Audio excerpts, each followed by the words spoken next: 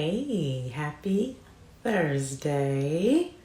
I actually just completed, not completed, we just finished yesterday, day 2 of our 10-hour anti-racism training that I co-facilitate with my colleague, Dr. Jill Weiner. Always transformational to do this work. And we all have to process a little bit after doing these trainings. So, the topic, and I think part of why I wanted to talk about this, it sort of stems out of the work that I have been doing in the anti-racism space, but also the work I do with the unconscious mind. A lot of the people who come to me are people who are like high performance type people, like myself, right? We are people who are so used to being in this high performance space. We're used to getting it right. We're used to high acknowledgement accolades, right, for doing what we do. But that also comes at the cost of high self-criticism. And one of the biggest things that I see when I have people that I coach or I talk to or I train is when they have a conversation that is an ongoing conversation, or when they make a mistake, or if they're having a roadblock in their, if they're experiencing a particular roadblock in their lives, whether it's in their relationships or their career, or their finances, and they just can't seem to get past that roadblock. The question I always get is like, I wonder what's wrong with me. What's wrong with me?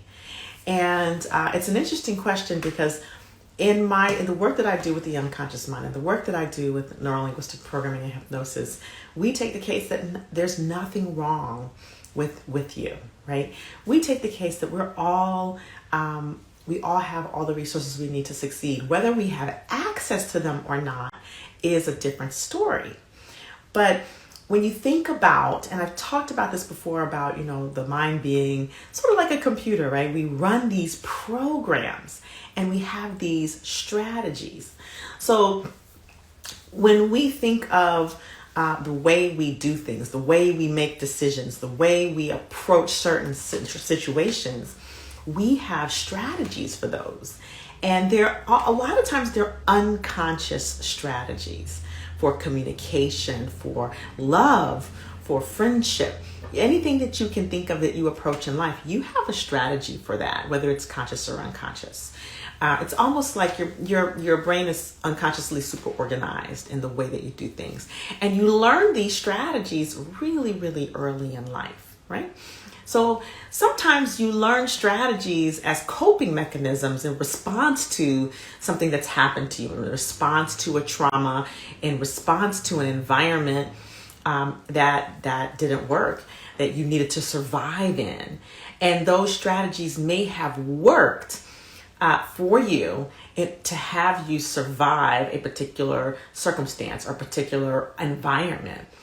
But then once you get to a certain place in your life where environment changes, where you've proven that you can thrive, where you've succeeded, whether you've changed environments in general, whether you're in different types of relationships, those strategies no longer work for the game that you're playing, the game of life that you're now in.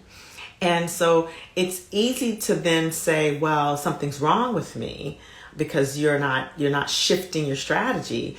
But really, it's not that something's wrong with you. It's that you just need to adopt a new strategy at the unconscious level, right? So I had this doc that I was working with, and she came to me because there was this way that she wanted to shift her manner of communication. And how it was, she told me that, somebody would say something to her that would irritate her, upset her, or agitate her. And then she just immediately responded. And her response was usually fairly sharp. And so because of that, in her workplace, it created a circumstance where she became known as disruptive, but she wasn't a disruptive person. I mean, like, I talked to her, but she was a very straightforward person. What she wanted was a different way to communicate. And what I said to her is not that you necessarily need a different way to communicate, but you need a gap inside. You need a new strategy for communication. It's not that you need to change. For her, some people out there, they may need to shift their manner of communication, but for her, there was nothing wrong with the communication. After going through a few scenarios with her, we discovered that it was just the way that it happened. And because she was reacting rather than responding, right? And so what we did was we changed her strategy at the unconscious level. She was the person that someone said something to her, she felt a certain way, and then she took an action. And all we had to do was insert a step into that strategy called pause, right? Pause and asking a question. Was it worth, or how am I feeling, first of all, right? Identifying the emotion, right? And then the question I always ask is, how important is it? How important is it? Right? Whatever it is the person said to you. If it's important enough to warrant a response, if the communication that happened, or if the incident that happened is disrespectful or violates boundaries, it's important to be able to communicate that. But sometimes, people say things and it may not be important to respond. Sometimes we choose our battles. And so that was the step that we installed unconsciously into her strategy, which is to pause and to ask, how important is it? And then she could determine whether it was important enough to say something in the moment, or to go back and reflect and maybe come back around and say something later. This is a shift in, or an upgrade in her communication strategy. So I share that because I really want you to begin to think about the things that you're doing where if you're bumping up against the same obstacles, if you are finding that you're not able to shift behavior as easily as you want to avoid the conversation, what's wrong with me, to, like, when you hear that thought come up, to really start to shift your thinking to, what strategy is not working? What is the strategy that I'm using that may not be working? And then in that case, you can either look at what you need to put in place to shift that strategy, right? Or we can work with someone. You can work with someone who is an expert in the unconscious mind, right? Like either myself, or if you have someone local, if you have someone that you already know, that's fine. But you can work with someone who deals with shifting strategies, installing strategies at the unconscious level, and help to really shift that around so that you can, at the unconscious level, take a different behavior or a different behavior pattern. So I just wanted to share that, because I think a lot of times there is a very big conversation when it comes to failure of performance or failure of changing behavior, where we automatically go to the conversation of what's wrong with you. And I'm here to tell you that there is nothing wrong with you. And if you could ask yourself, what if nothing was wrong with me? Like, what would be possible if you really could ask yourself and be inside of the empowering conversation, what if nothing is wrong with me? What's possible then? If nothing is wrong with me, then what is the barrier between me and the change that I want to make? Because nothing is wrong with you, right? It's just your strategy that you're running may not be an optimal strategy. There's specific programming that you have been dealt, or that you have adopted, or that has been installed at the unconscious level at an early age that you are not aware of. And that programming can be dismantled or reprogrammed or upgraded, as we say, or you can upgrade your programming.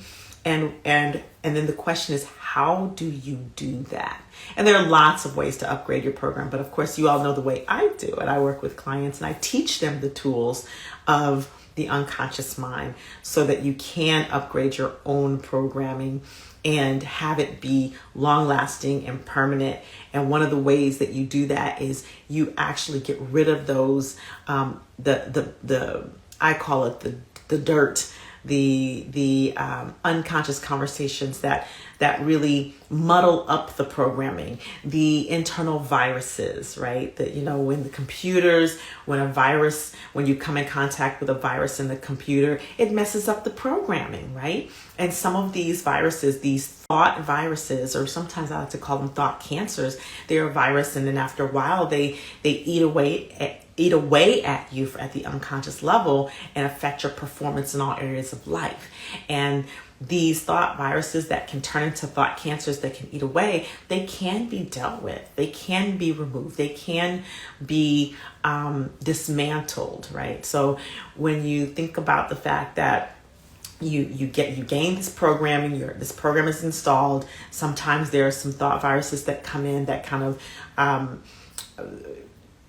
that mess up the programming, for lack of a better phrase. They mess up the programming.